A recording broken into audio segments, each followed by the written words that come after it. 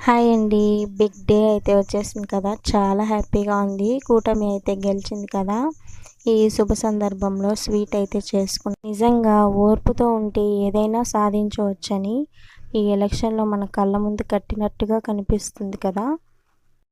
అన్ని అవమానాలను తట్టుకొని నిలబడినందుకు ఈరోజు ప్రతి ఇంట సంబరాలు జరుగుతున్నాయి. పోయిన ప్రభుత్వంలో చాలామంది అమాయక ప్రజలు బలైపోయారండి. దాన్నైతే బయటికి రానీయకుండా చేశారు. రాజకీయ నాయకులే రౌడీలుగా మారి అమాయక ప్రజలను బలి తీసుకున్నారండి. ఇన్ని జరిగాక జనాలేమన్నా పిచ్చివాళ్ళా? అందుకే తెలుసుకున్నారు, గెలిపించారు. అందరికీ చాలా థ్యాంక్స్ అండి.